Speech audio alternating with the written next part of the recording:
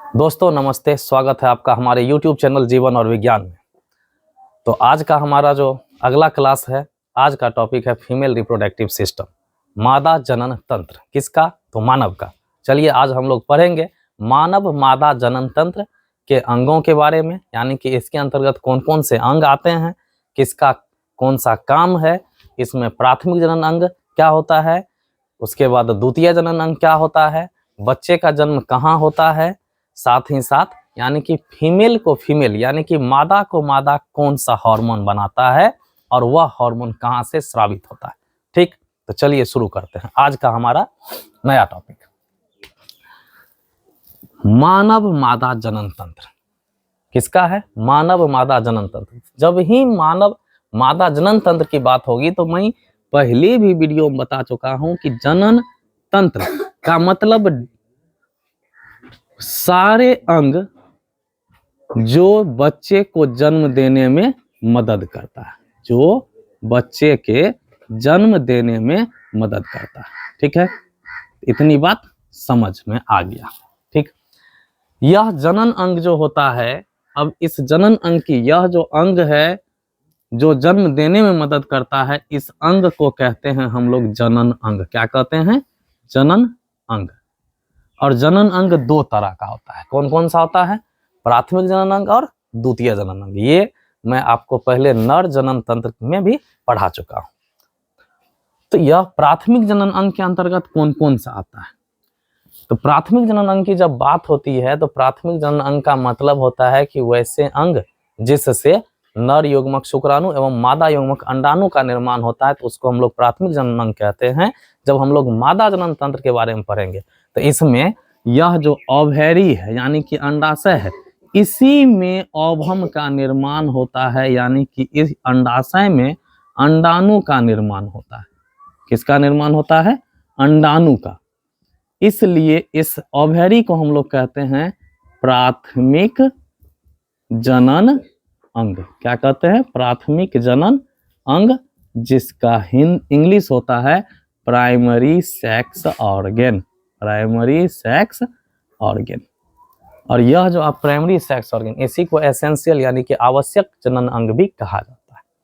यदि यह आवश्यक जनन अंग मौजूद नहीं होगा, आदमी कितना भी हट्टा कट्ठा हो, मजबूत हो, पहलवान हो, लेकिन जब उसमें अंडाणु का निर्माण नहीं हो रहा है या शुक्राणु का निर्माण नहीं हो रहा है, तो वैसे जो आदमी होंगे, वैसे जो मानव होंगे, वह बांझ होंगे और उसको फिर क्या, वह बच्चे को जन्म देने में असमर्थ होता है। ठीक, यह हो गया प्राइमरी सेक्स ऑर्गन।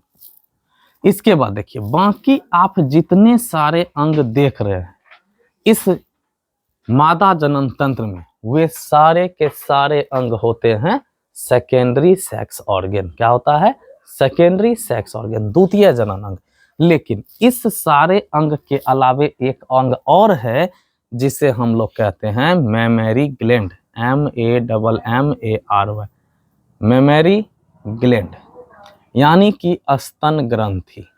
स्तन ग्रंथि।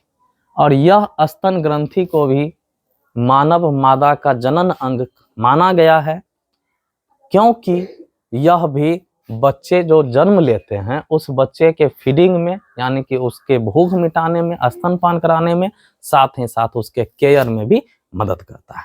ठीक, तो चलिए अब हम एक एक अंग को समझते हैं। सबसे पहले तो यह समझ लीजिए कि यह फीमेल रिप्रोडक्टिव सिस्टम है, यानी कि मानव मादा का प्रजनन तंत्र है। और इस प्रजनन तंत्र में यह एक डायग्राम है। ठीक, इस डायग्राम में जो मेन पार्ट होता है उसको दिखाने के लिए यह बनाया गया है, समझाने के लिए बनाया गया है। ठीक, जिससे कि आसानी से समझ में आ सके। तो देखते हैं अब आगे क्या है। तो इसमें देखिए, यह जो आप गर्भाशय देख रहे हैं, ये जो आप फीमेल रिप्रोडक्टिव सिस्टम माने मादा जनन तंत्र देख रहे हैं, इसमें जो यह बीच वाला जगह होता है, यानी कि गर्भाशय के बीच में जो जगह होता है, इस जगह को कहा जाता है गर्भाशयीय गुहा या यूटेराइन कैविटी। इसी कैविटी में बच्चे का डेवलपमेंट होता है। यह जो आप देख रहे हैं इसमें क्या होता है? इसी कैविटी में बच्चे का डेवलपमेंट होता है, जिसमें कि यह इस प्रकार गर्भ में कोई भी बच्चा जो है यह स्थित रहता है। ठीक, यह गर्भाशय में 3 परत होता है।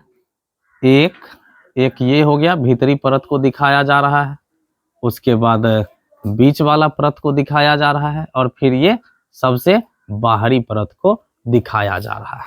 ठीक, तो चलिए सबसे पहले हम पहला वाला पे चले आते हैं, यानी कि इसके प्राथमिक जननांग को बताते हैं। प्राथमिक जननांग क्या होता है? सबसे पहला ओवैरी यानी कि अंडाशय। ओवैरी मतलब अंडाशय। तो यदि अंडाशय की बात करें, तो अंडाशय जो है इसकी संख्या 2, यानी कि एक पेयर। कितना? एक पेयर मतलब 2 होता है। तो जब इसकी संख्या की बात की जाएगी तो संख्या कितना होता है? 2, या इसी को आप कह सकते हैं एक जोड़ा, क्योंकि जोड़ा का मतलब ही होता है 2। यह अंडाकार होता है। एक तो यह अंडाशय भी है और यह अंडाकार भी होता है, यानी कि ओवल शेप्ड होता है। इसके बाद इसका जो लेंथ, ब्रेथ और हाइट होता है, माने मोटाई, लंबाई और चौड़ाई जो होता है, तो वह है लगभग 4 सेंटीमीटर। क्या लंबाई? इसके बाद चौड़ाई है, तो चौड़ाई इसका 3 सेंटीमीटर या 2.5 सेंटीमीटर भी कहते हैं।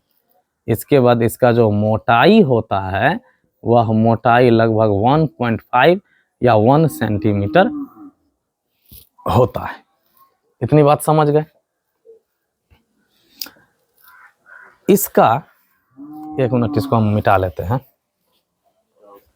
तो देखिए, यह अंडाकार होता है, ओवल शेप्ड होता है, 4 सेंटीमीटर, 2.5 और 1 सेंटीमीटर। ठीक, इसके साथ ही साथ यह जो अंडाशय है, इस अंडाशय में अंडाणु का निर्माण होता है। क्या होता है? अंडाणु का निर्माण होता है, इसलिए तो इसको हम लोग प्राइमरी सेक्स ऑर्गन भी कहते हैं। इसके साथ ही साथ यही वह प्राइमरी यानी कि प्राथमिक जनन अंग है, जिस प्राथमिक जनन अंग के द्वारा मादा जनन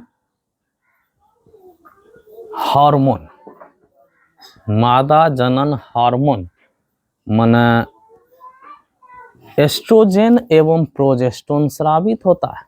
एस्ट्रोजेन एवं प्रोजेस्टेरोन, PROGESTRON, प्रोजेस्टेरोन स्रावित होता है। यह जो एस्ट्रोजेन और प्रोजेस्टेरोन हार्मोन देख रहे हैं, यही वह हार्मोन है जो फीमेल को फीमेल बनाता है। अब एक बात आप ये बताइए कि नर और मादा एक दूसरे से भिन्न कैसे होते हैं, अलग कैसे होते हैं? आप कैसे देखते ही पहचान जाते हैं कि ना ये लड़की है और वो लड़का है? कैसे? इसमें सबसे बड़ा अंतर यानी कि उसका सेकेंडरी सेक्सुअल कैरेक्टर कहिए या एक्सटर्नल सेक्सुअल कैरेक्टर कहिए, यानी कि बाह्य जनन लक्षण कुछ प्रदर्शित होता है जिसके द्वारा नर होता है और मादा होता है। जैसे मेल है, मेल को कैसे पहचानिएगा कि यह लड़का है कि लड़की है? कोई मानव है, खड़े है, और उसको आप कैसे पहचानिएगा नर है कि मादा? इसको पहचानने के लिए मूंछ दाढ़ी का होना आवश्यक। यदि मेल है, वह नर है, तो क्या है उसमें मूंछ और दाढ़ी पाया जाएगा। कोई फीमेल है, उसमें ब्रेस्ट यानी कि स्तन ग्रंथि जो होता है, स्त्री का जो छाती होता है, उसका विकसित होना। जब वह विकसित हुआ तो नर को नर बनाने वाला हार्मोन एंड्रोजन, जबकि मादा को मादा बनाने वाला यानी कि उसमें जो फीमेल कैरेक्टर होता है उसके लिए सबसे इंपॉर्टेंट होता है यह एस्ट्रोजन एवं प्रोजेस्टेरोन। क्या होता है वह? एस्ट्रोजन एवं प्रोजेस्टेरोन। इसी हार्मोन के कारण किसी भी फीमेल में एक्सटर्नल सेक्सुअल कैरेक्टर डेवलप होता है। ठीक, इतनी बात को आप समझ गए।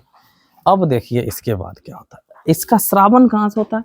इसका स्रावन इसी अंडाशय से होता है, और इस अंडाशय के अंदर भी जो पार्ट है, एस्ट्रोमा, मेडुला, कुछ इस तरह का इसमें जो पाया जाता है उसके द्वारा स्रावित होता है, और इसी में अंडाणु का भी निर्माण होता है। इतनी बात को समझ गए। तो अब यदि आपसे पूछा जाता है कि नर को नर बनाने वाला हार्मोन यानी कि मर्द को मर्द बनाने वाला हार्मोन, तो वो होता है एंड्रोजन, जो कि प्राथमिक जनन अंग वृषण द्वारा स्रावित होता है, जबकि मादा को मादा बनाने वाला यानी कि महिला बनाने वाला, महिला वाला कैरेक्टर डालने वाला जो हार्मोन होता है प्रोजेस्टेरोन और एस्ट्रोजन। तो इसमें एस्ट्रोजन का स्रावन यानी कि एस्ट्रोजन कहाँ बनता है, तो अंडाशय में बनता है। कहाँ बनता है, अंडाशय में बनता है। इस बात को समझ गए, काफी महत्वपूर्ण क्वेश्चन है ये। और यही प्रोजेस्टेरोन और एस्ट्रोजन हार्मोन जो है फीमेल में स्तन ग्रंथि के विकास में मदद करता है। क्या करता है, स्तन ग्रंथि के विकास में मदद करता है। इतनी बात को समझ गए। तो इसमें काफी इंपॉर्टेंट ये होता है, इस चीज को याद रखिएगा। इसके बाद इस जब अंडाशय की बात होगी तो अंडाशय के बाद अब आता है मानव मादा का अंडाणु को कैसे जो है आगे ले जाया जाएगा, यानी कि यहाँ अंडाशय से जो निकलेगा अंडाणु, तो यह किस प्रकार इस फिलोपियन ट्यूब में आएगा। इसको कहते हैं हम लोग अंडवाहिनी। जिस तरह से शुक्र मेल के जनन तंत्र में था शुक्रवाहिनी, उसी तरह से इसमें फीमेल में मानव मादा में होता है अंडवाहिका या अंडवाहिनी, जिसके द्वारा अंडाणु कैच किया जाता है, पकड़ा जाता है और वहां से वह आगे की ओर मूव करता है। ठीक, इतनी बात को समझ गए। इसे मैं और बताता हूं अभी।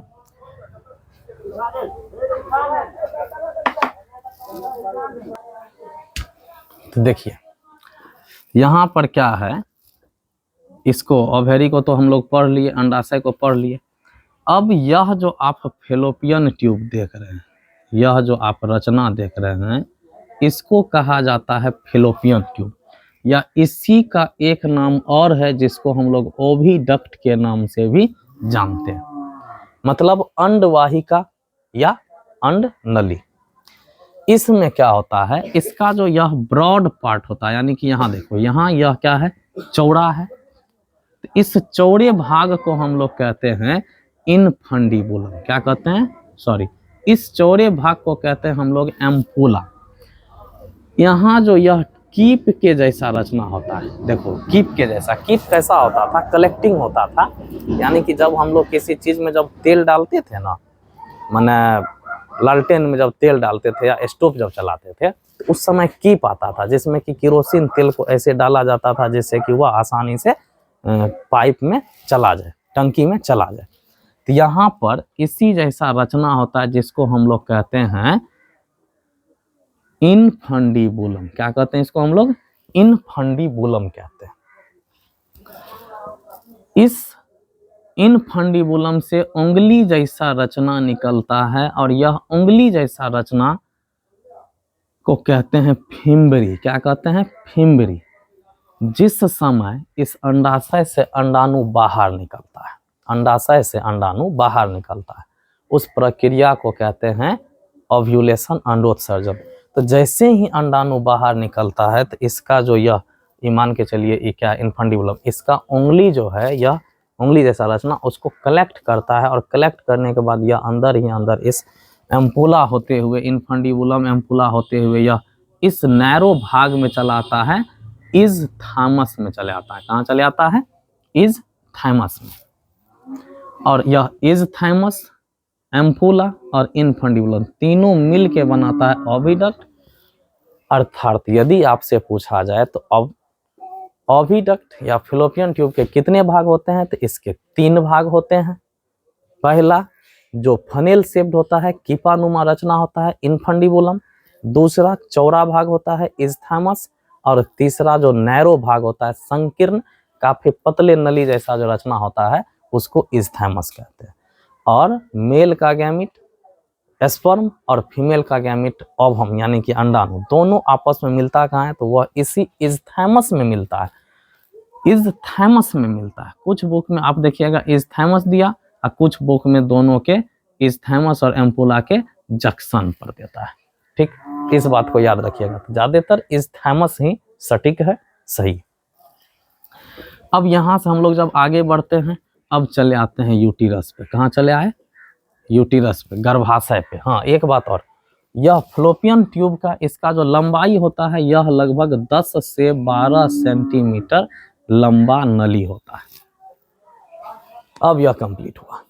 इसके बाद अब हम लोग गर्भाशय की बात करेंगे। किसकी बात करेंगे? अब हम लोग गर्भाशय की बात करेंगे। उससे पहले एक चीज और मैं आपको बता दूं कि यह जो होल रिप्रोडक्टिव ऑर्गन है, होल रिप्रोडक्टिव सिस्टम है, यह पेल्विक रीजन श्रोणी क्षेत्र में होता है। और यह श्रोणी क्षेत्र कहाँ होता है? तो यह कमर वाला रीजन होता है। ठीक, पेल्विक रीजन होता है, तो इसमें यह स्थित रहता है। इतनी बात में अब आपको किसी भी प्रकार का दिक्कत नहीं है। ठीक, चलिए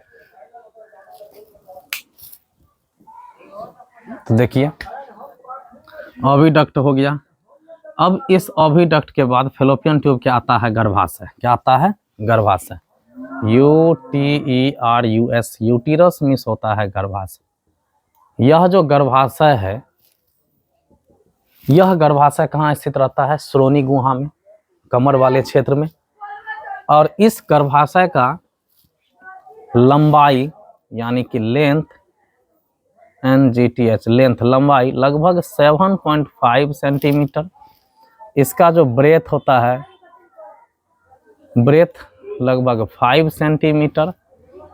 और इसका जो थिकनेस होता है यानी कि मोटाई जो होता है, यह लगभग 3 सेंटीमीटर होता है। 3.5 या 3 सेंटीमीटर कह सकते हैं। इतनी बात समझ गए?